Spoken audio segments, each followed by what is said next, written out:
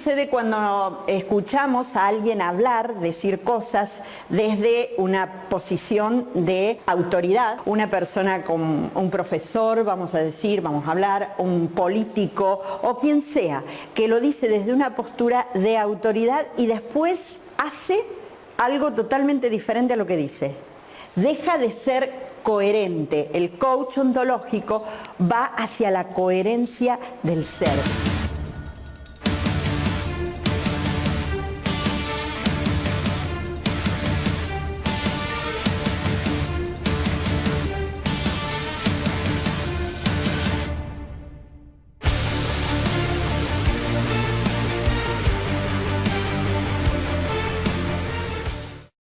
Mi nombre es Silvia Fermani, soy coach ontológico profesional y también formadora de emprendedores. Vengo a contarles de la coherencia ontológica, ¿no? Un tema sumamente importante para el coach. Algo que es tan importante que es la primera y única de las competencias, fíjense en esto, del ámbito intrapersonal. ¿Qué quiere decir eso? Que es la capacidad de lo que yo pueda ver con realismo quién quiero ser, quién soy, ¿no? ¿Qué quiero y hacia dónde voy? Entonces tengo que tener esa coherencia entre lo que digo, lo que hago, lo que pienso, y que tanto en el mundo de hoy cuesta tanto ver, ¿no? Y fíjense en esto: cuerpo, emoción y lenguaje. Esa coherencia que necesitamos tener entre estas tres cosas: cuerpo, emoción y lenguaje.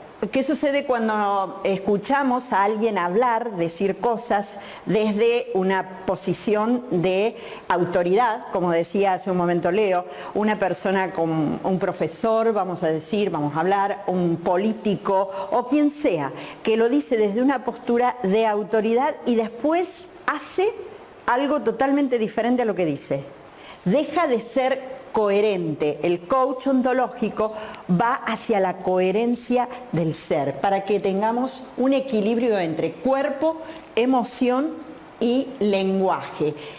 La coherencia se va a ver en estos dos compromisos. Hay compromisos fundamentales en lo que es el coach ontológico. El compromiso de transformarse a sí mismo, es decir, esto de tener la mente abierta, el aprender, el dejar esos enemigos del aprendizaje a un lado, reconocer cuando no sé algo y lo tengo que cambiar, tengo que dejarme enseñar, tengo que decir no sé. Entonces es un compromiso fundamental del coach. Y el compromiso de transformar su mundo.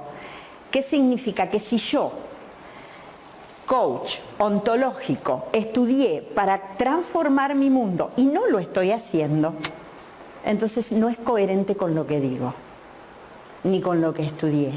La coherencia ahí, la verdad, no va de la mano. Entonces implica hacerse cargo de mí mismo, decir, yo ya me tengo que hacer responsable de mí. No puedo echarle la culpa a los demás, es decir, no le puedo echar la culpa ni a mi mamá, ni a mi papá, ni a mi abuelo, ni a la cultura, ni al gobierno. Es decir, yo me hago cargo de mí mismo. Vivir como protagonista para decidir. ¿Qué significa eso? Que yo tengo que decidir y no que decidan por mí. Si yo no decido, los demás van a decidir primero. Cuando preguntan, por ejemplo, ¿quién es A? ¿Quién es B? Si yo no levanto la mano y digo soy A, y bueno, otro lo va a decir por mí. Y así sucede en todos los órdenes de la vida. Si yo no decido, los demás van a decidir por mí. ¿Cómo hacemos para alcanzar esa coherencia ontológica? ¿Qué piensan ustedes? Desde el coaching, alcanzar esa coherencia ontológica, tomamos la consideración, el camino del aprendizaje ontológico, el marco constructivista, como dice acá, y la perspectiva sistémica. Es decir, el marco constructivista, ¿qué es? El hacer. Es un proceso activo. Yo digo, ¿y qué? Y hago. No digo solamente pinto un mundo de lo que yo estoy haciendo, pero no hago. Es decir, desde el marco constructivista, ¿qué hago? Yo estoy declarando, hago declaraciones y hago. Si yo no declaro, me quedo ahí en el anonimato y no tengo los resultados que estoy buscando. Y desde la perspectiva sistémica, es decir, influye en nuestras vidas, ¿por qué? Y porque nosotros estamos siempre dentro de un sistema. Es decir, el sistema familiar, en el sistema empresarial, en el sistema laboral, en el sistema educativo. Siempre estamos dentro de lo que es un sistema y nos tenemos que parar desde esa posición y ser coherente con cada una de esas partes. ¿Qué tipo de ser somos? Nos definen 3 ejes, en este caso. El eje de mi conversación con los demás, el eje de mi conversación recursiva, el eje de mi conversación con el misterio de la vida. El primero, acá, el eje de mi conversación con los demás, es decir, cómo yo me comunico con el otro, qué es lo que yo converso con el otro, qué es lo que, cómo yo interpreto esas conversaciones. El segundo, el eje de mi conversación recursiva, ¿cuáles son las conversaciones que yo tengo acá, en mi cabeza? ¿Qué es lo que yo me digo desde la mañana que me levanto hasta la noche que me acuesto? ¿Cuáles son esas conversaciones recursivas? ¿Qué me estoy diciendo para poder lograr las cosas que yo quiero lograr? Y el tercero, el eje de mi conversación con el misterio de la vida. Me estoy preguntando cuál es mi propósito, qué es lo que yo vine a hacer acá, cuál es mi propósito en la vida, por qué nací, para qué. Si yo me estoy preguntando eso, entonces voy a encontrar dónde, dentro, desde el coach ontológico, ¿dónde voy a encontrar la respuesta? Dentro de mí. Exactamente, las mayores verdades las tenemos dentro nuestro. Por eso es que a través del coach ontológico, con esas preguntas poderosas, nosotros podemos encontrar esa gran verdad que estamos buscando. Fíjense esto, no somos responsables de los estados de ánimo en los que nos encontramos. Sin embargo, somos responsables de permanecer en ellos. Es decir, si nos levantamos mal a la mañana, está bien, porque sucedió algo, porque, no sé, hay algo en la familia, en la sociedad, pasó algo en la ciudad. Es decir, no tengo el estado de ánimo que debería tener. Dice acá, no soy responsable de ese estado de ánimo. Ahora, ¿de qué soy responsable? De permanecer. De permanecer ahí. Es decir, necesito buscar, correrme de ese lugar, porque si yo estoy diciendo que estoy aprendiendo sobre estas herramientas del coaching, es decir, tengo que buscar y correrme y buscar las posibilidades, es decir, tener mayores posibilidades para correrme de este lugar.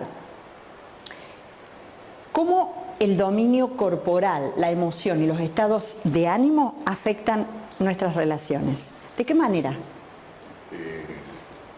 Los pensamientos generalmente es eso que son recurrentes, como decíamos en la filmina anterior, tienen una influencia total en nuestra corporalidad, entiendo yo. Nos hace, al estar con esos pensamientos, los estados de ánimo son negativos, generalmente. Y parecería que tienden a incrementarse en esa negatividad. Bien, ¿y qué sucede con el otro? O sea, si yo soy una persona que estoy con un estado de ánimo, que es depresivo, que estoy triste, ¿qué sucede con el entorno? ¿Qué sucede en mi casa? Si es un estado de ánimo agresivo, ¿qué sucede en mi casa? Se contagia, se expande. ¿Qué sucede si yo me levanto a la mañana y me pongo a cantar y estoy feliz? ¿Qué sucede alrededor? Se irradia todo eso. Exactamente. Entonces, ¿afectan o no afectan ese? Sí, afectan. afecta, totalmente, ¿verdad? Entonces, vamos ahora a tener una dinámica, vamos a escuchar esa canción. Les voy a pedir de que cierren los ojos, vamos a escuchar esa canción, escuchen la letra, escuchen lo que dice la canción y hagan lo que sientan.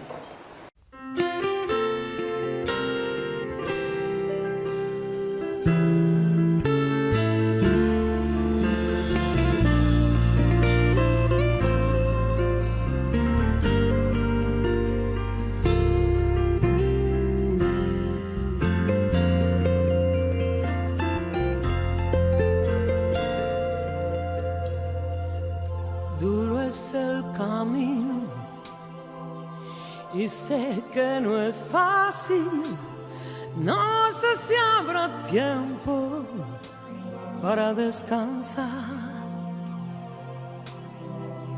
en esta aventura de amor y coraje. Solo hay que cerrar los ojos y echarse a volar. Y cuando el corazón galope fuerte, déjalo salir.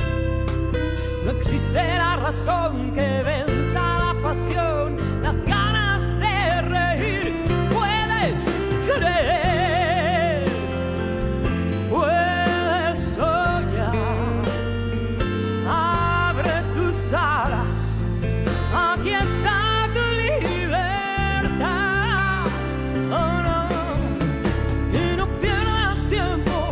Escucha el viento, canta por lo que vendrá. No es tan difícil que aprendas a volar. No pierdas la fe, no pierdas la calma, aunque a veces este mundo no pide perdón. Grita aunque te duela, llora si hace falta, limpia las heridas que cura el amor. Y cuando el corazón galope fuerte, déjalo salir. No existe la razón que venza la pasión, las ganas de reír. Puedes creer, puedes soñar. Abre tus alas, aquí está tu libertad. Y no pierdas tiempo, escucha el viento, canta por lo que vendrá. No es tan difícil que aprendas a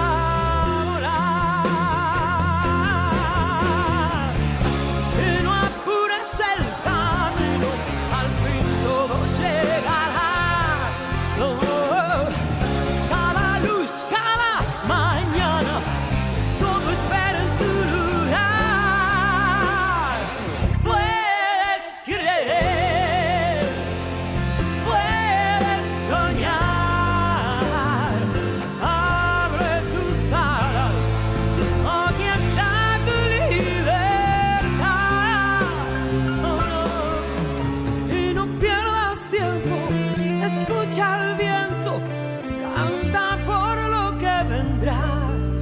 No es tan difícil que aprendas a volar.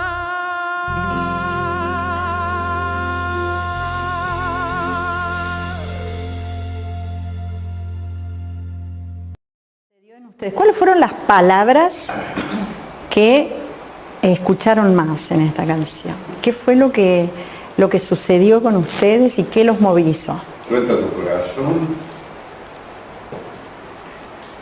No es tan difícil si aprendes a volar. Habrá que aprender. Bien. ¿Qué pasó? Sí, básicamente es la letra de una canción que bueno, digamos que estimula, ¿no? Que te empodera, te da fuerzas. Sí, o sea, a mí cada vez que la escucho me da coraje, ¿no? Es bueno. Bien. Vi que sonreíste en algún momento. Hay una frase en particular Ajá. que dice, y cuando el corazón galope fuerte, déjalo salir. Y si bien no eran esos los mejores los momentos en los que me sonreía, es eso lo que me hacía sonreír, porque ese soy yo. Yo voy de frente, de una, siempre, en lo bueno y en lo malo también. Entonces, sentirse identificado con eso, a ver, no tener una actitud negativa con un montón de cosas sirve para que uno construya una autoestima muy particular. Yo reconozco un montón de errores, pero cuando hay algo de mí mismo que me gusta, también lo sé apreciar.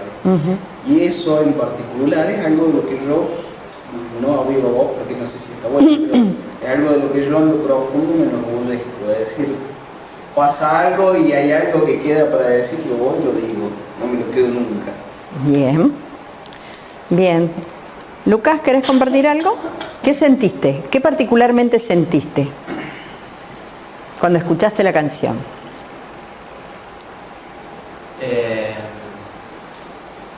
Un poco de ansiedad, porque se me proyectaron pura y exclusivamente imágenes de mis hijos, ¿no? Quizás vi un cumpleaños de 15 de una hija, vi un hijo levantando un trofeo, saliendo de la misión, vi una parejita joven saliendo del templo casándose, no sé si era mi hija, mi hijo. Me vi corriendo y jugando con ellos, pero nada de chicos, ¿no? Me encontré hasta jugando al básquet con un joven de 18 años, algo grande, ¿no? Entonces escuchaba aprende a volar. Yo todo lo que hago hoy por hoy es simplemente porque yo, o sea, quiero ser un buen padre, eso es lo único que quiero hacer, ¿no? Y tengo muchas ganas de ser padre, y todo lo que hago hoy en día es pura exclusivamente para crear esos cimientos, para cuando ellos vengan, poder otorgarle, no sé si todo, pero como siempre digo, lo justo y lo necesario para ellos, ¿no? Para ayudarlos. Entonces, se me proyectaron pura y exclusivamente imágenes mías como padre. Bien, o sea, en un futuro. Es decir, ustedes saben que las personas ansiosas, vos bien lo dijiste, me creó un poco de ansiedad. Las personas ansiosas viven en el futuro, las depresivas en el pasado. Y nos olvidamos muchas veces del presente, ¿no? También esa coherencia, esa falta de coherencia entre lo espiritual y entre lo que es el lenguaje y el cuerpo, es también lo que nos mantiene un poco así a la deriva. Genial, gracias Lucas. Sí, querías compartir algo. Me viene a la mente cuando habla de aprender a volar, siempre me llamó la atención las águilas o algunas aves como halcones parecidos, como lo habéis visto, las que vuelan en mayores alturas, no aletean mucho. Apenas levantan el vuelo, se dedican a buscar las corrientes térmicas del aire, que son las que las suben para arriba. Y entonces ni siquiera les requiere un gran esfuerzo volar, porque su forma como aprendieron a volar es con las corrientes térmicas, con algo más allá de ellas que les permite estar en el aire y casi como que flotan. Yo a veces me quedo, en algún momento recuerdo de un atardecer, era en Medellín, iba en un teleférico con un metro cable que sube a la parte de arriba de los barrios, y cuando iba bajando veía estas aves buscando esas térmicas, y la elegancia con la que vuelan no es la misma que el pájaro que aletea a la paloma de plaza. Es un vuelo precioso, libre. Es un vuelo majestuoso. Seguramente tiene coherencia en todo su ser. ¿no? Y vamos a ver algo en cuanto a esto, o sea, qué importante que es cuando hay una coherencia entre lo que digo y lo que hago. Vamos a tratar de contarle a la persona que tenemos al lado algo triste de su vida y háganlo riéndose. ¿Pueden? Ustedes dos, algo triste de su vida y lo cuentan riéndose. O sea, uno de los dos, cuéntelo riéndose, cuénteselo riéndose al otro. ¿Ustedes dos quizás se pueden juntar? Ahí. Bien. ¿Y cómo se sintieron ustedes con este tema de la canción, esto que escucharon y que tienen que ver con lo de ustedes, con el ser? ¿Cómo se sintieron? ¿Se sintieron acompañados? ¿Se sintieron solos? En cierta forma liberados, porque parecería que hay una salida a la tristeza, al fracaso, al miedo, a los complejos, y también le sacamos la dramatización. Bien. ¿Quieres leer? Conocer la emocionalidad es un factor importantísimo que nos predispone a comportarnos de una manera determinada y no de otra. Bien. ¿Qué significa para ustedes este texto? Conocer la emocionalidad, ¿qué es? ¿Qué emocionalidad tengo que conocer? Y primero la mía. Obvio. Conocer la emocionalidad es un factor importantísimo. ¿Por qué? Nos predispone a tener un determinado comportamiento. Exactamente, nos predispone a comportarnos de una manera. Es decir, si yo no puedo manejar, si no puedo gestionar mi emocionalidad, entonces yo me voy a comportar de esa manera.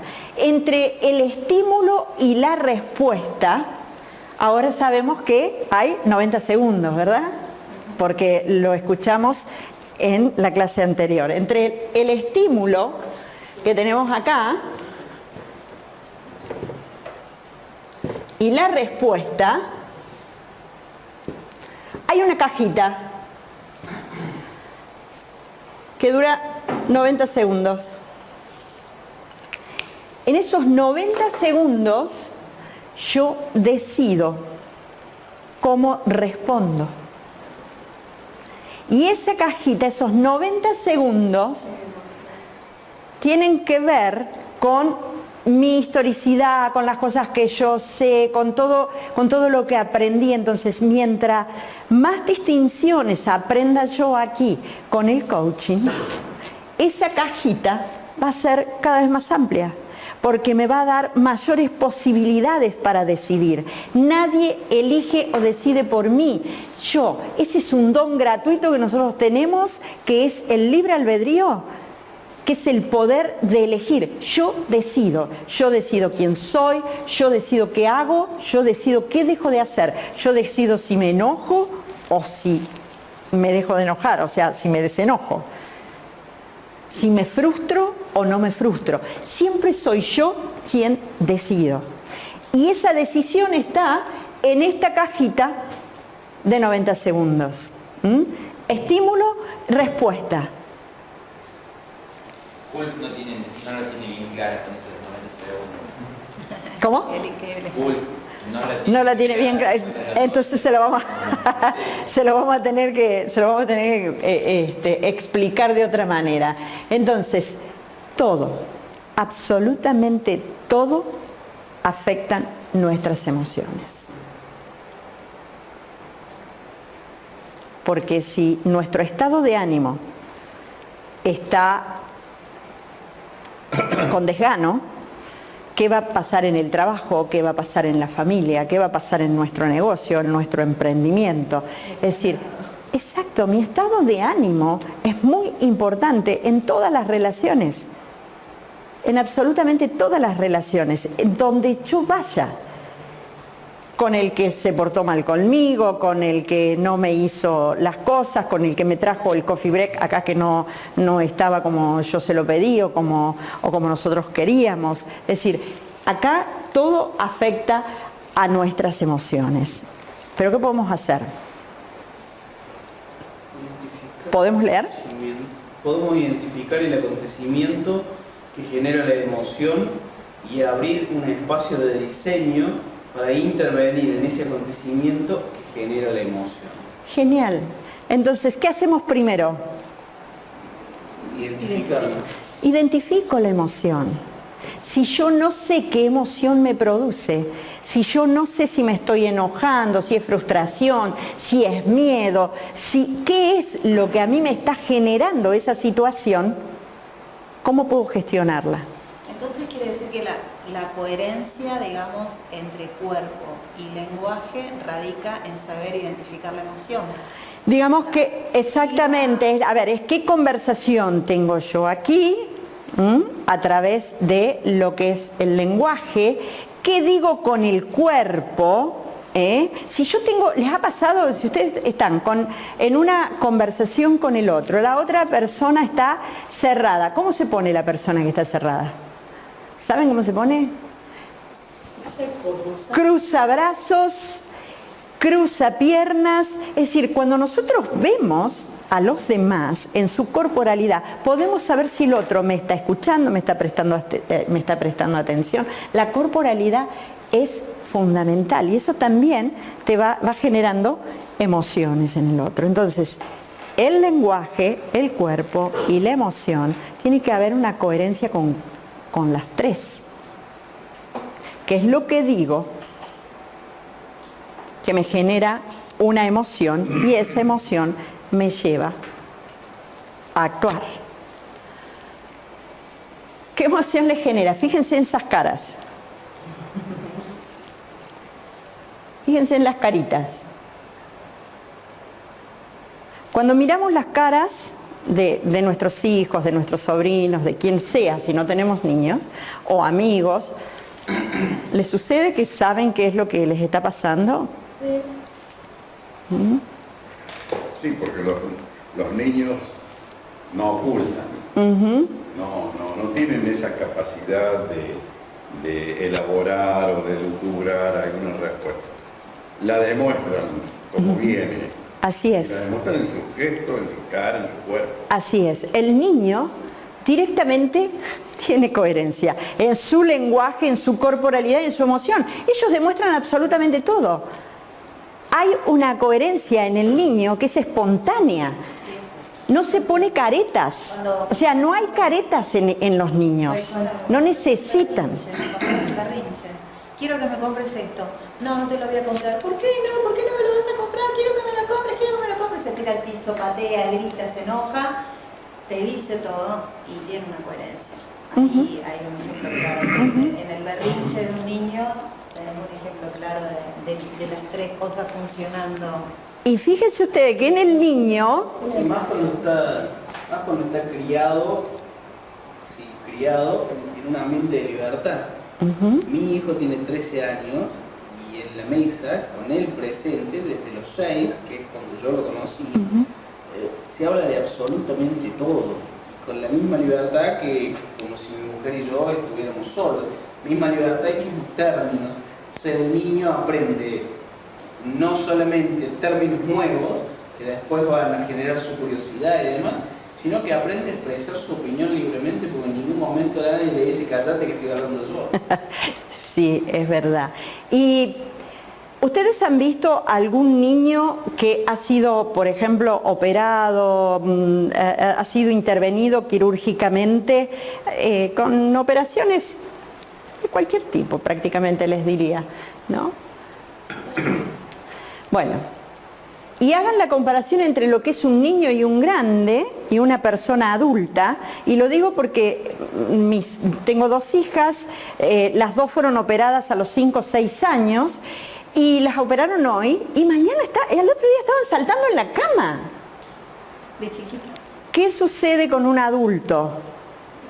Dramatiza más. Exactamente. Entonces, hay cosas que tienen mucho que ver con lo que yo me converso acá, con la emoción que tengo, con el cuerpo, y todo eso es lo que va creando también mi entorno. Mis emociones, ¿qué hacen? Generan juicios.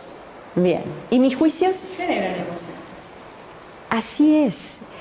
Cuando yo estoy mal emocionalmente y viene alguien, Todo está mal, ese es mal. exactamente, y empiezo a generar juicios, empiezo a decir que esta persona me hizo esto, mira lo que dijo, ¿viste lo que dijo? Eso tiene que ver con, esto lo dijo por tal o cual cosa. Capaz que el otro ni siquiera lo pensó, pero yo estoy emitiendo un juicio desde mi emocionalidad. Y mis juicios generan más emociones. Entonces esa conversación que yo tengo, ¿no?, recurrente, ese pensamiento recurrente, ¿qué me hace? Enojar más. Es decir, es un círculo vicioso. Vamos a poner juicios acá, emociones. Y si las emociones me generan juicio y los juicios me generan emociones, entonces permanezco ¿en qué?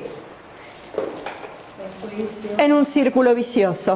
Claro, y aparte después se suma. Afecta. A ver si se cierra el círculo a través de las justificaciones de lo que estamos diciendo. O sea, es como agrandar un poco la cosa y después para parecer más veraces, reafirmamos y repetimos. Más juicios, más juicios y más emociones.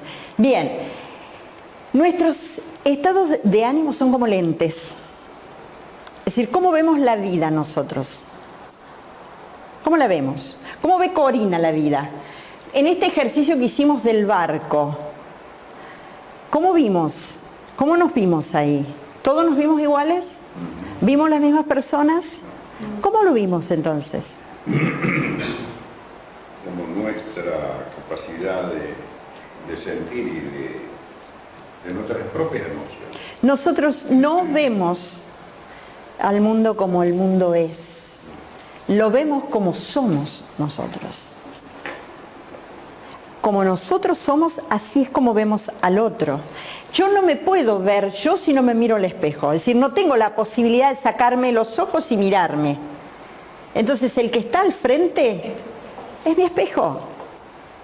No vemos el mundo como el mundo realmente es, lo vemos como nosotros somos, así, de esa forma. Entonces, de acuerdo a mi lente, es como yo estoy viendo a todo lo demás.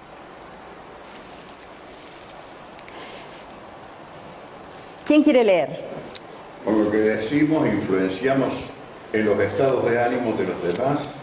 El lenguaje tiene poder para modificar las emociones y, en consecuencia, redefinir lo posible.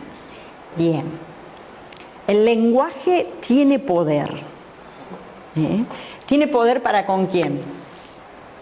Para con nosotros y para con el otro. Exacto, exacto, como vimos hace un momento. Es decir, si a mí me dice alguien, yo recuerdo cuando estaba estudiando profesorado de lengua inglesa, segundo año, hace unos años atrás, vino una profesora de segundo año que me dijo, vos no vas a rendir nunca bien.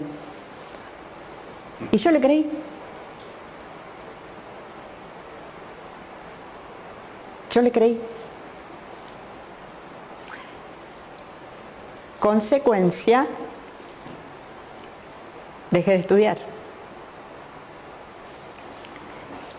Entonces, cuidado con las cosas que nosotros les decimos a nuestros hijos, a las personas que creen en nosotros, aquellos para los que nuestra palabra tiene poder. Si nosotros estamos estudiando para coach, entonces estas herramientas del coaching, estas herramientas del lenguaje, estas herramientas de gestionar emociones, estas herramientas de la corporalidad, tenemos que aprenderlas primero nosotros para después poder enseñarlas. ¿Para qué? ¿Por qué decimos que en cada familia debería haber un coach? ¿Por qué decimos que todo el mundo debería ser un coach? Porque de esa manera, entonces veríamos al otro no como es, sino como podría llegar a ser. como nosotros realmente vemos a esa persona, es así como se va a comportar. Fíjense en esto. Todo está listo. El agua, el sol y el barro. Pero si falta usted, no habrá milagro. Joan Manuel Serrat. Todo, absolutamente todo, lo tenemos para que nosotros podamos transformarlo. Nosotros. Fíjense que cuando Dios creó el mundo, creó absolutamente todo, hizo al hombre que tuviera dominio sobre todo lo que había creado. Entonces, ¿qué significa eso? Si yo fui creada para tener dominio sobre todas las cosas, ¿cómo es que yo no podía tener dominio sobre la lengua inglesa? Yo me lo creí.